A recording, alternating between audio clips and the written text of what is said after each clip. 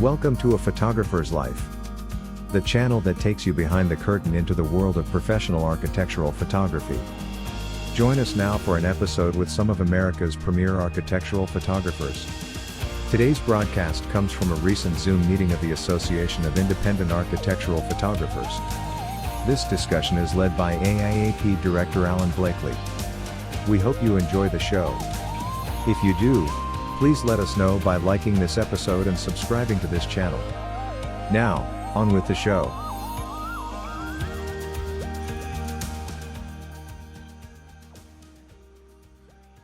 So I want to welcome everyone to this meeting. We're going to talk about the mentorship program that everyone has asked about and recommended. And so here we go. And we're going to start from the premise of the fact that we are going to begin a mentorship program with the AIAP, and it's for members of AIAP, those who are interested in mentoring and those who wish to seek mentorship from other members. And so that's kind of the premise of the whole situation.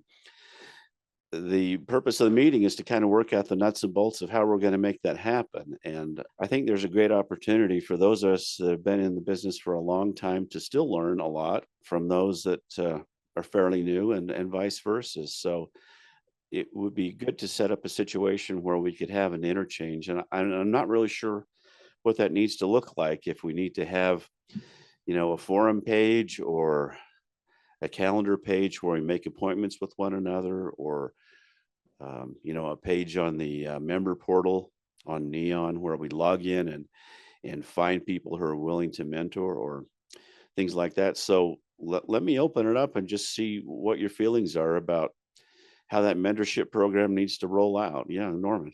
I like the idea a lot, Alan, because I know that when years ago I would call photographers, and I had a couple of guys that really helped me out. You were one of them. But I like the idea of helping other people in the business, because it's just a good idea. It may be on the AIAP page. We could have a section of those that are willing to mentor, and another section with those that wants to be mentored. I think, and I like the idea of scheduling. That's a nice way to do it. Think a forum where you can get in there anytime and connect with people who want to be mentored and people who are willing to be mentors.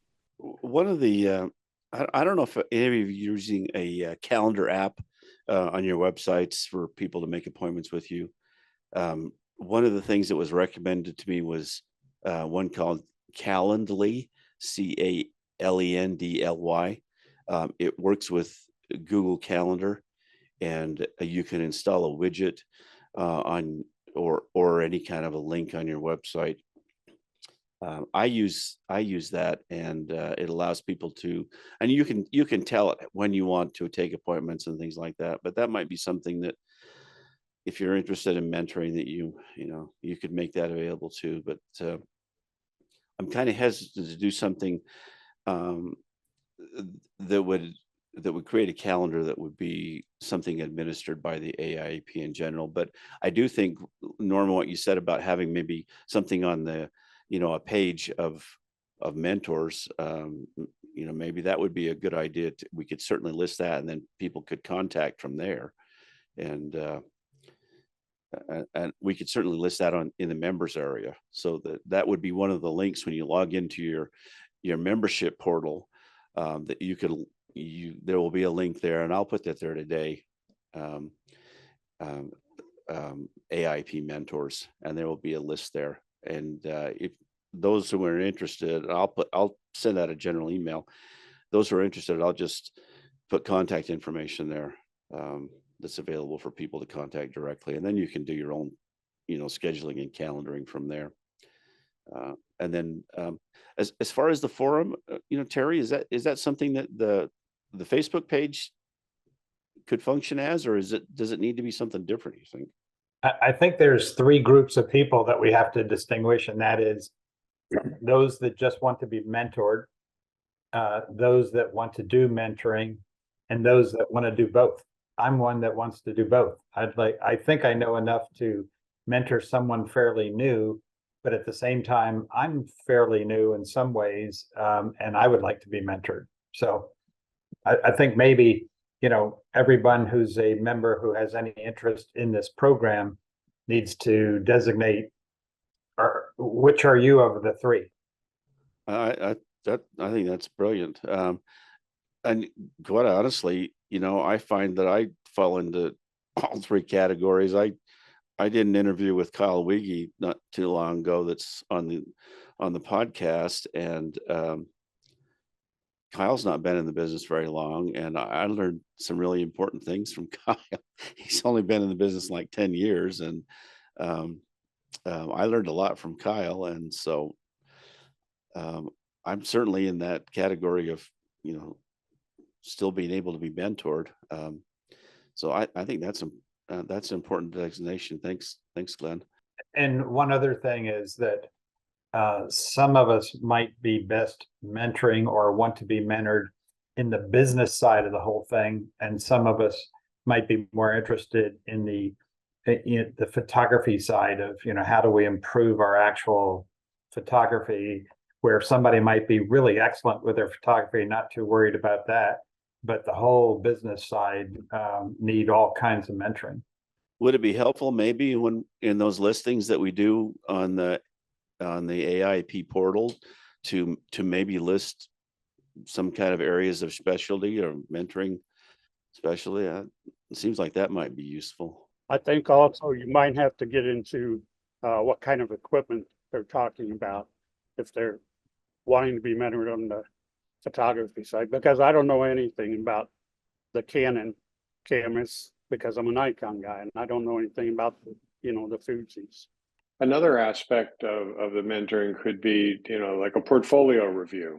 I mean, that's something that I've done a couple of times, and I've got my own opinion of what I think are my best photos and why, but it's always good to have someone whose eyes I trust, looking at it and giving me their feedback. They've seen things that I never noticed. It's like, oh, okay, I don't want that on my portfolio. So that could be another aspect of not exactly mentor. Maybe it is mentoring, but anyway, it's a useful service. One thing I was going to say is back when I was living in London before I moved over here, I used to look after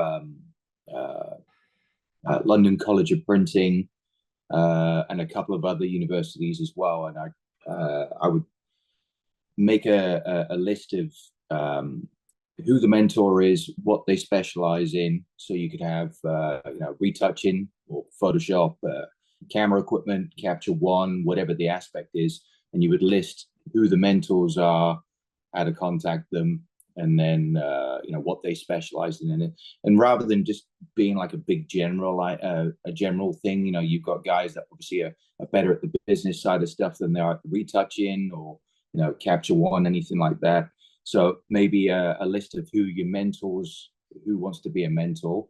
I don't think you need to list the mentees, just the mentors, and what their specialties are.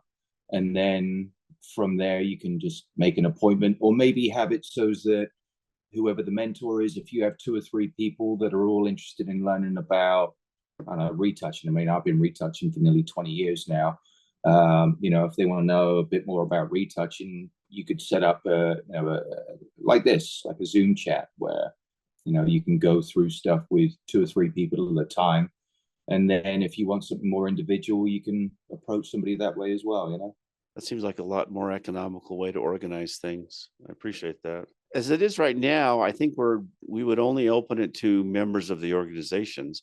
And that's another point that I would want to bring up right now, because we've got two related organizations. One is the Real Estate Group, Real Estate Photographers of America, and then the Aerial Drone Photographers is another group. And so those are related groups that would kind of fall under the same umbrella, but I wouldn't necessarily want to open up to the general public. I would want to keep it under that umbrella of the three groups that are kind of related, that we all can move between and be a part of. And let it just, I think that's going to be plenty. And between those three groups, I think that there are plenty of people that are interested in getting some advice, but then there's also a wealth of experience there that we can draw from. But I think if we go beyond that, then we have to look at what do we do to make it worthwhile? Because I don't know if you experience this. Many of you probably do, where you get calls, just random calls from photographers, email or calls wanting advice, and I don't have the time for that. I'd like to be a nice guy and offer advice, but I can't do that. It just wastes my day, and it's not of any benefit to me. So I'd like to be, generous and gracious, but I can't do it. I would say we need to limit this to people that are, within the membership, that would have access through that members only portal. So that would be my suggestion. But this way, I think we have, the resources to have a consistent element of, good information. That there's not going to be people offering information like on YouTube, where it may or may not be anybody that's actually done photography before. So this is going to be an excellent resource. Everyone here has excellent experience and will give good advice, regardless of what the category is. I get calls a lot from photographers, and it's specifically like, I was on your website, I seen this picture, how did you shoot that? What did you do? Yeah. And I don't mind answering calls like that. It's usually from a photographer that's in the same field as me, and he's just trying to, figure out how you did something. So I don't mind answering questions like that at all. And I've been that photographer as the newcomer in the group. I kind of adopted Norman as my mentor after I discovered the group back in January. Oh, Been a great resource. I've been a photographer for a while, but the architectural side has been newer for me, and it's been super helpful to be able to reach out to Norman for help on the photography side and the business side, and just knowing how to have those conversations in the right way with clients and not undercharge and all that. Super valuable. I would think that the business side of things, as far as mentoring, is going to be as a big part of it as anything. I mean, a lot of the calls that I get are business calls. They're not necessarily, they're photography business, but they're really about business. They're not necessarily about photography. So, and that's huge. I think through this, rather than create more competition or anything, I think it would help the tide to rise. And I think all of us will be the beneficiaries of that. And one other thing I wanted to mention was that it is important to have a rapport with the person that you're trying to mentor or be mentored by.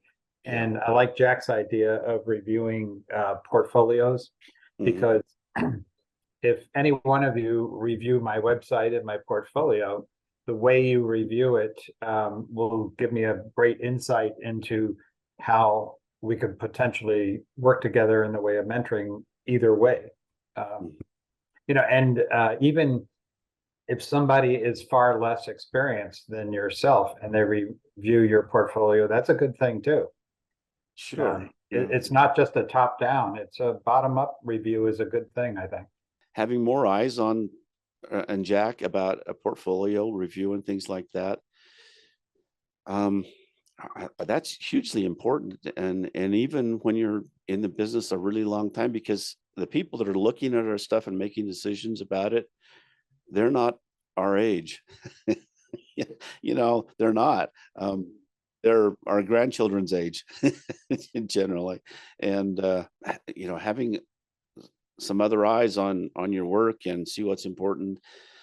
Not to say that you have to skew things to that aesthetic completely, but it's good to at least maybe see things from that direction. And there's also the opportunity to, I think there's a responsibility to educate to what good work is continually, because otherwise things just continually spiral downward as to what the least expensive work is. But excellent to have some other eyes on things. And even if it's not just your portfolio, maybe it's your marketing materials or your copy that you're using in your advertising and stuff like that. Yeah, I would actually, as much as I would like to have other professionals like this look at my work, I really wish I could have the marketing people at the architectural firms, the 35-year-old women that are hiring me, give me their feedback, and because it's marketing, so it's what looks good in the eyes of the beholder. To your point, Alan, you need to educate them as to what good is, but nonetheless, you're trying to cause an emotional response. Yes, I like this. I know my architects will like this. You know, those are the people I'd really like. It's a different, I still want, experts to look at it, but they're the buyers. I'd like, it's like market research. Jack, that's a good point, because I find that most of the market directors, or the people that with magazines or architectural firms, they're not real educated on quality photography. They'll look at an overexposed image and oh, it's so airy, but you can't see any detail in the image, or the colors are blown out, or you can't see the floor. Yeah, you can't see through the window. And I remember talking to a marketing director, and she's showing me a shot that she liked.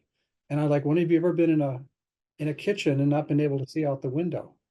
And she looks at me, I said, you can't see anything out the window. She never thought of it. So, I mean, I find that, especially, if you shoot for magazines, or your stuff is in magazines, you look at an Architectural Digest from 30 years ago, the photography was top drawer. It was beautiful. And you look at it now, and it's like, it's all mediocre. I mean, at best. So it's like the people in charge don't know what good photography is, and that's disturbing. So when a photographer has to educate a market director, back in the old days, all those market directors, they had degrees in photography. They all went through school, Columbia or Brooks or something, but not anymore. Norman, to that point, next Wednesday, I'm giving a presentation to my biggest client. It's a national client. And my presentation is how to collaborate with your architectural photographer. And they're nationwide, and they might be using some of you guys, I don't know.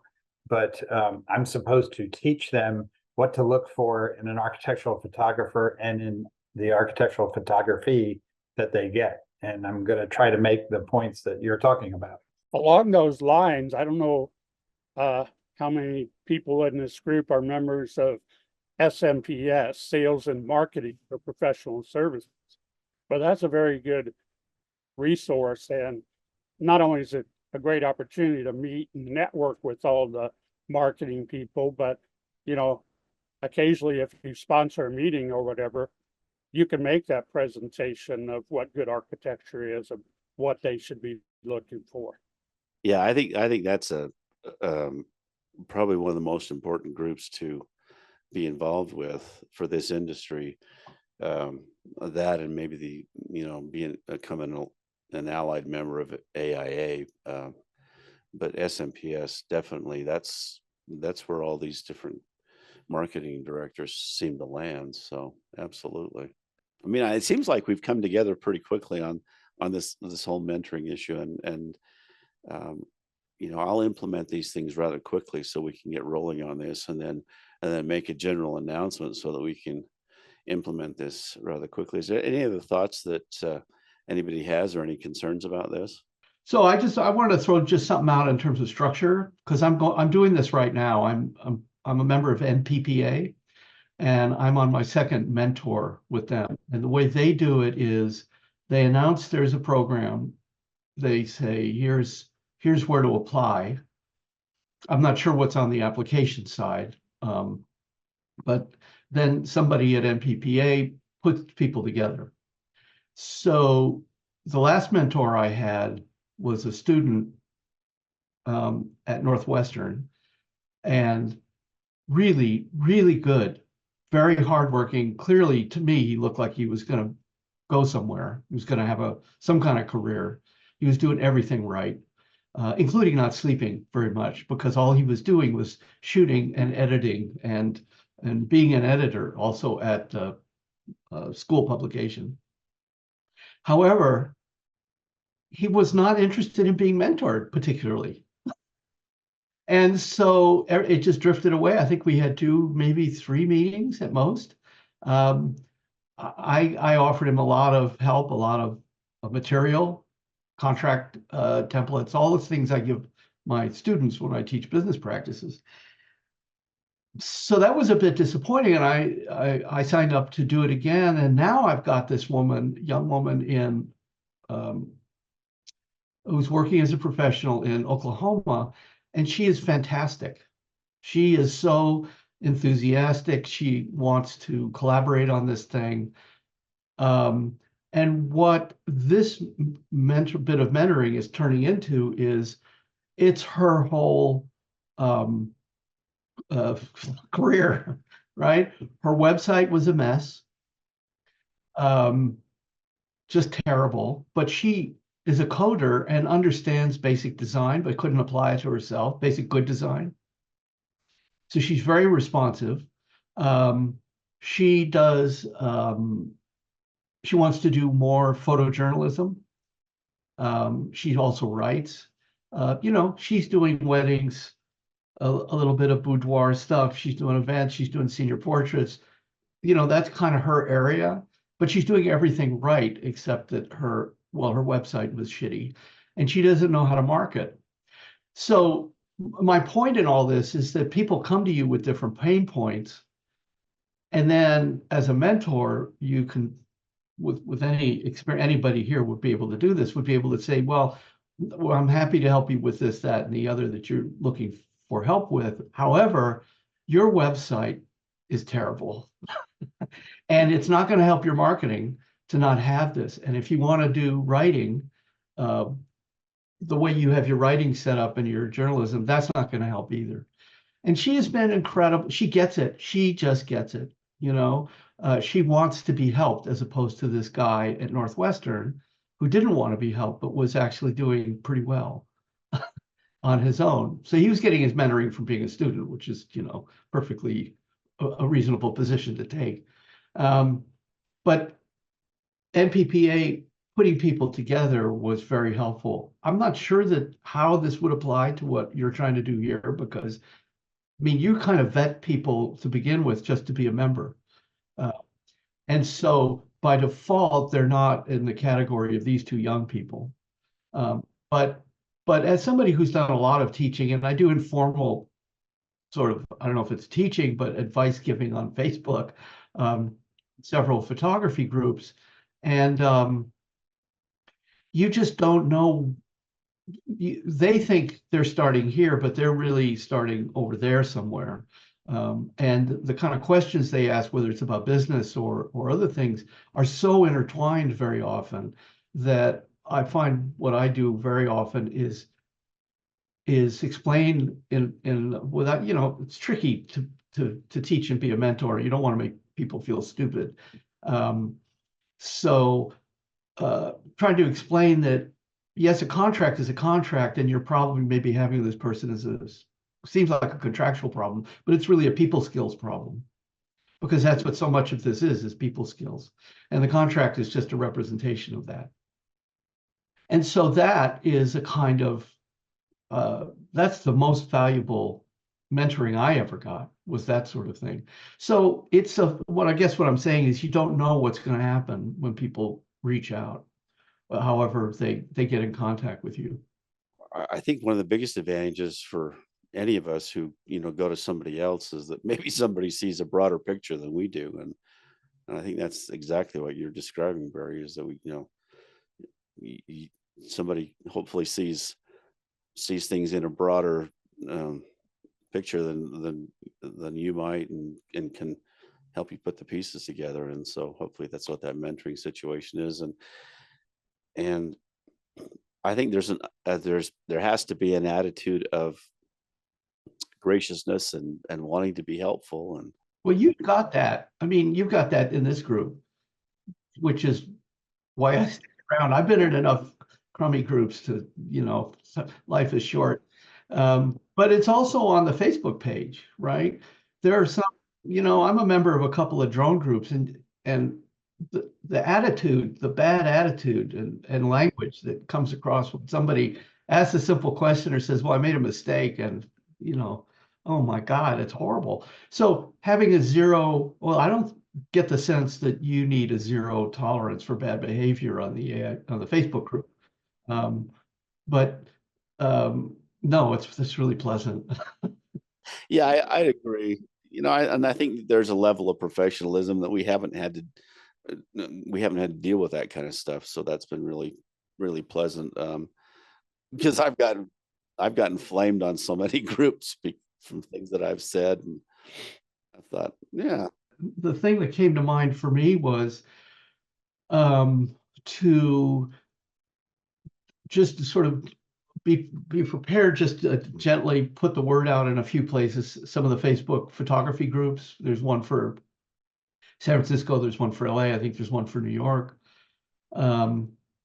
This is going to be stepping outside the of what you were talking about, trying to keep an AIAP, but also the trade associations, APA, maybe not NPPA, but certainly ASMP.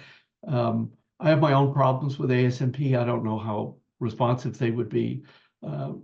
They've talked about setting up a mentor. What's that? Yeah. Well, I mean, when I was on the board, we talked about setting up a mentorship program, but nobody ever did anything. So sometimes you come with an idea in hand to a board and you say, here we go. I mean, we're ready, but you got to be prepared to both do the project, but also to deal with the craziness of a board. That was my concern, was that the architectural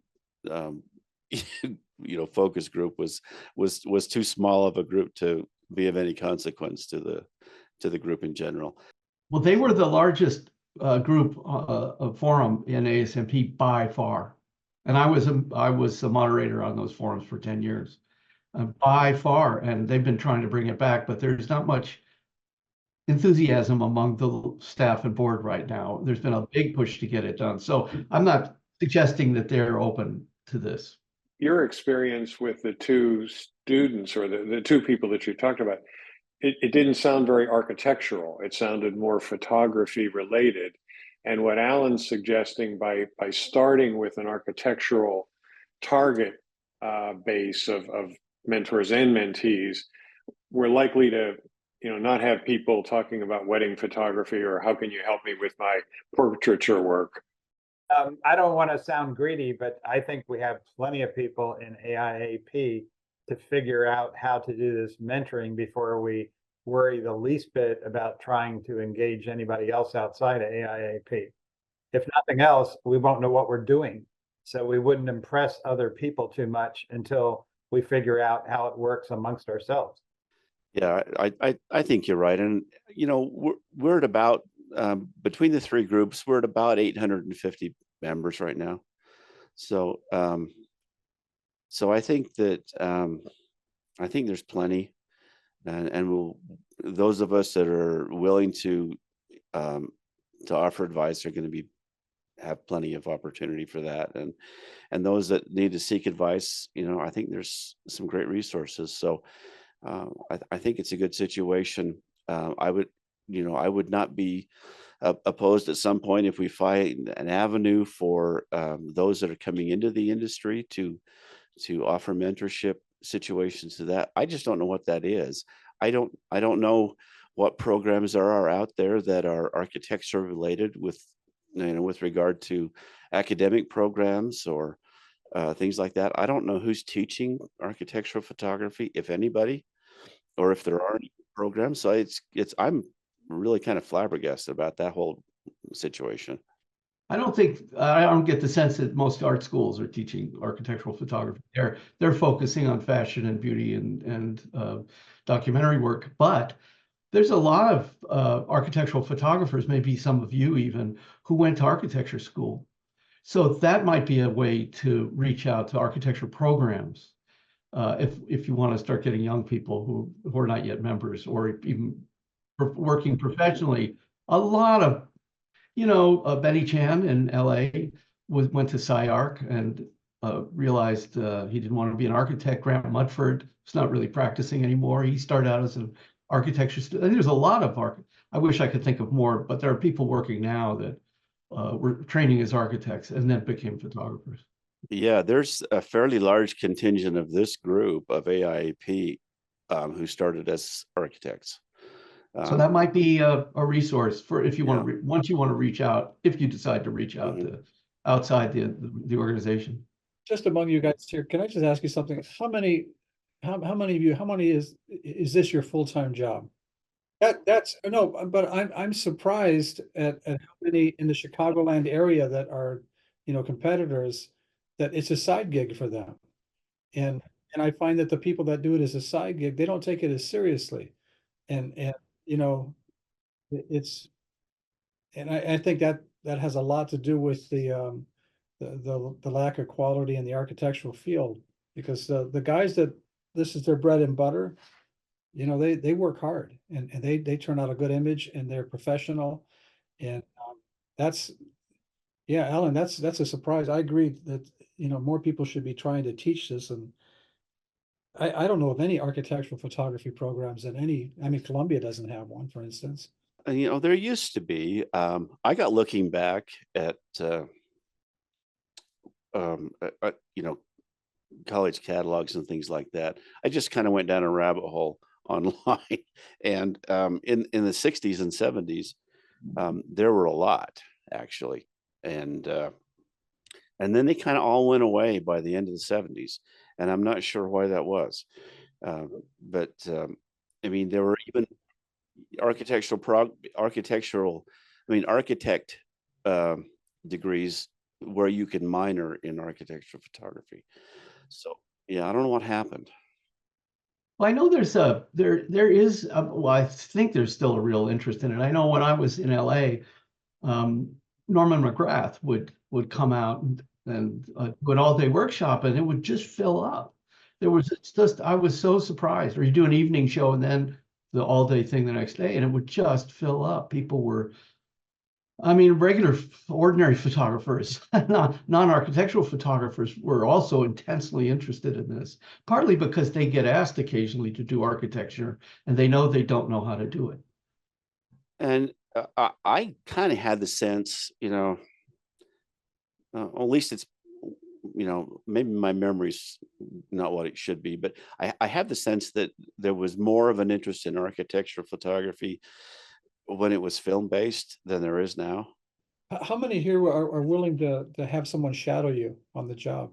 I think that's, you know, if it can be arranged, I think that's a great way to help somebody out, because it's hands-on. They can actually see what you're doing. I think that's a great idea. I had one set up yesterday that unfortunately the guy had to cancel because his regular day job required him, but he was going to become my second assistant. And it would have been a great opportunity for him, and we'll do it. You know, one of the other jobs that I have it benefits me, because given that, you know, 90% of this work is moving furniture, you know, having somebody else do that moving is a benefit. My back feels better at the end of the day if somebody 24 is doing that moving than me.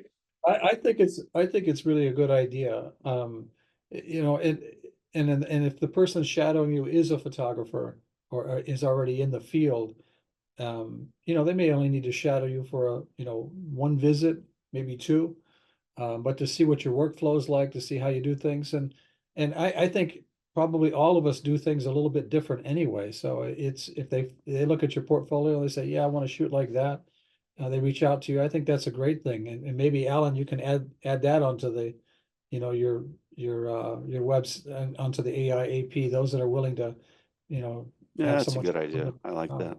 Yeah. I have to say that I never assisted and before I turned pro, which Why is is that not hard to believe? action before talk. That's been the way I live my life. And but you know, every single time that I have assisted another photographer, I learned something amazing. Yeah, so I think even for when you're established, there's just nothing better. Also, I had an assistant who really only worked with architectural photographers in LA, PJ McMullen, great assistant.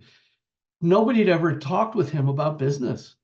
And we had a big all-day job, and we had to take a break in the middle of the afternoon. So we went to my hotel room, and a job came in.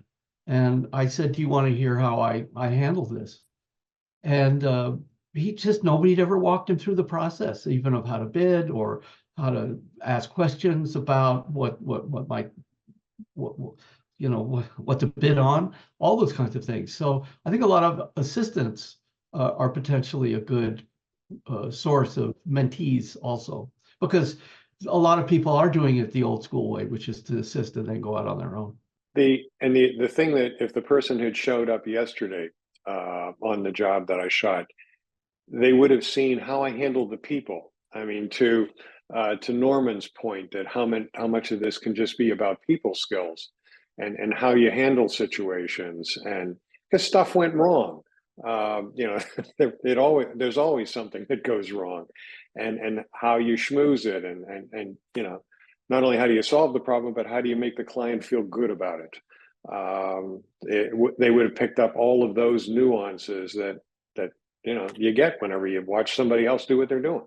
Excellent points. Yeah. Thank you so much for that. That's huge.